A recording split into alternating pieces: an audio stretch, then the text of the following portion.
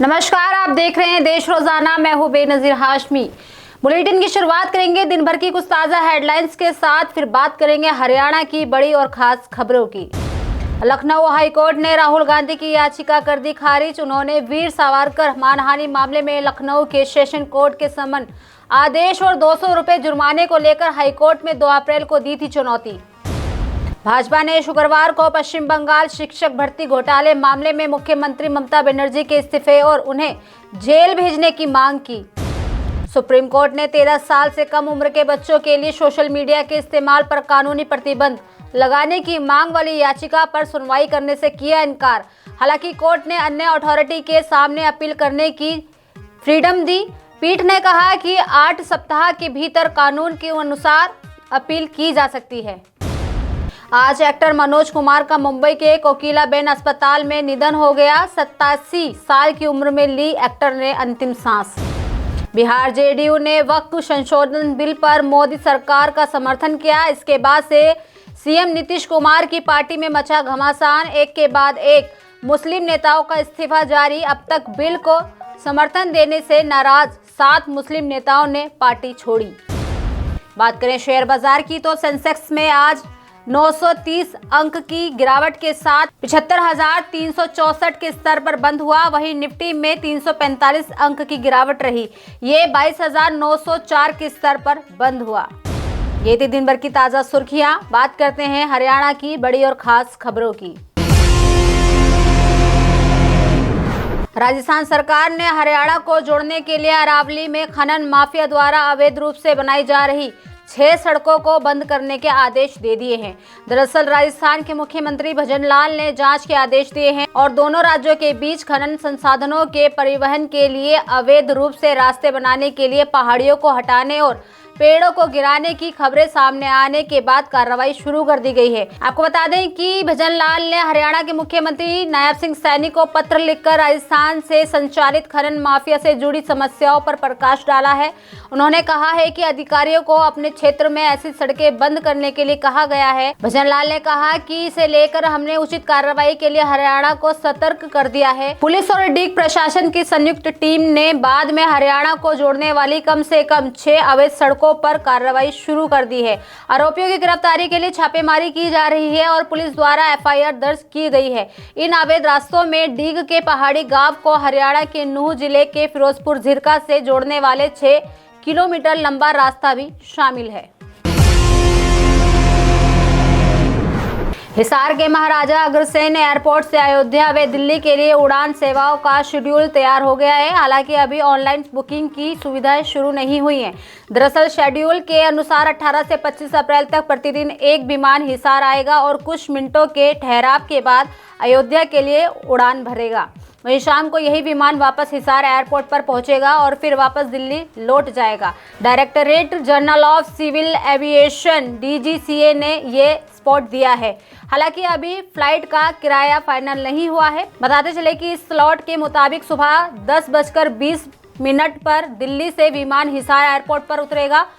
यहाँ से इसका 20 या 25 मिनट का ठहराव होगा। उसके बाद यह अयोध्या के लिए उड़ान भरेगा। इसके बाद अयोध्या से विमान फिर हिसार के लिए उड़ेगा और दोपहर 3:40 पर हिसार एयरपोर्ट पर उतरेगा। इसके बाद ये विमान दोबारा दिल्ली के लिए ही उड़ेगा।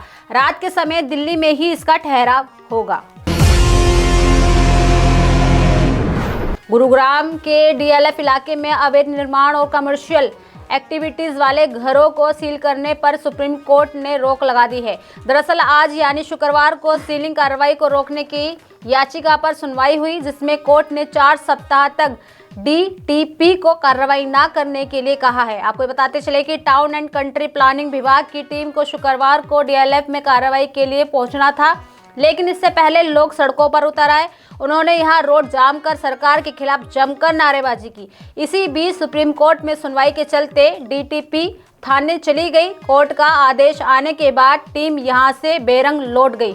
आपको बता दें कि विभाग 2,500 लग्जरी घरों का सीलिंग कार्रवाई करने की तैयारी में था।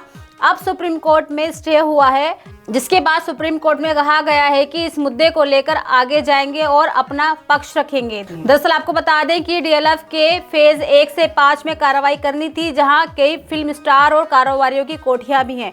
इनमें अनिल कपूर, शाहरुख खान, अक्षय कुमार, अनुपम खेर के अलावा रणवीर कपूर व आलिया भट्ट के घर भी शामिल हैं। अब हरियाणा में 25 नए मॉडल स्कूल खोले जाएंगे। इस पर अब सरकार ने मंजूरी दे दी है। दरअसल ये स्कूल हर 10 किलोमीटर की दूरी पर खोले जाएंगे। इससे पहले 17 मार्च को मुख्यमंत्री नायब सिंह सैनी ने बजट पेश करते हुए इस बात की घोषणा की थी। आपको बता दें कि इन स्कूलों की खास बात है कि ये स्कूल 6ठी से 12वीं कक्षा तक ही होंगे। इन स्कूलों की पढ़ाई इंग्लिश मीडियम में होगी। ऐसा इस कारण से किया गया है कि यहाँ पढ़ने वाले स्टूडेंट्स कॉन्वेंट के बच्चों से पीछे ना रह जाएं।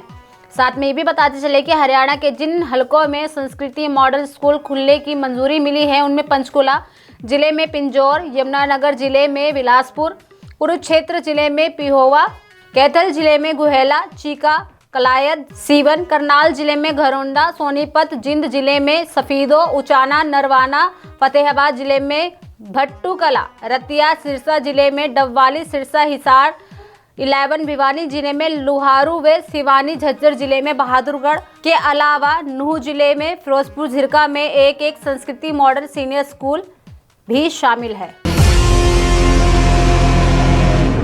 हरियाणा के खेल मंत्री गौरव गौतम ने कहा कि मुख्यमंत्री नायब सिंह सैनी ने विनेश फोगाट को ऑफर दे दिया है। दरअसल अब विनेश के ऊपर है कि वह ऑफर को एक्सेप्ट करती है या नहीं। गौरव गौतम शुक्रवार को रोहतक की महर्षि दयानंद यूनिवर्सिटी में आयोजित फिल्म महोत्सव में पहुंचे थे। आपको ये भी बता दें कि गौतम ने कहा कि सरकार ने बहुत खिलाड़ियों को कैश अवार्ड दिया है। 2004 से 2014 तक कांग्रेस के राज में मात्र 38 करोड़ रुपए खिलाड़ी पर ही खर्च किए गए।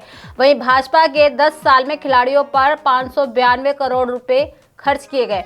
जिन खिलाड़ियों के कैश अवार्ड बचे हुए हैं उन्हें भी जल्द कैश अवार्ड दे दिए जाएंगे। आपको बता दें कि विनेश फोगाट ने विधानसभा के बजट सत्र में अपने सम्मान को लेकर सीएम सैनी के सामने ये मुद्दा उठाया था। वहीं विनेश फोगाट ने सीएम सैनी को कहा था कि आपके ऐलान के 8 महीने बाद भी उन्हें पुरस्कार की राशि नहीं मिली है। इस पर सैनी ने विनेश फोगाट को 3 ऑफर दिए थे। आपको ये भी बता दें कि सदन में विनेश फोगाट के मुद्दे उठाए जाने के बाद सीएम सैनी ने बजट सत्र के 20-25 मार्च को बुलाई गई कैबिनेट मीटिंग में विनेश फोगाट को सिल्वर मेडलिस्ट जैसे सम्मान के तौर पर 3 चॉइस दी थी, जिनमें नौकरी के अलावा 4 करोड़ कैश और हरियाणा शहरी विकास प्राधिकरण से प्लॉट का भी ऑफर दिया गया था। तो ये थी दिन भर की ताज़ा सुर्खियों के साथ हरियाणा की बड़ी और खास खबरें। कल फिर होगी मुलाकात ऐसी ही खास खबरों के साथ। तब तक के लिए बने रहिए हमारे साथ और देखते रहिए देश रोजाना। नमस्कार। हमारे साथ जुड़े रहने के लिए सब्सक्राइब करें देश रोजाना के YouTube चैनल को और नई वीडियो की नोटिफिकेशन पाने के लिए बेल आइकन जरूर दबाएं। अगर आप ये वीडियो Facebook या Instagram पर देख रहे हैं तो पेज को लाइक और फॉलो जरूर करें और ज्यादा से ज्यादा शेयर करें।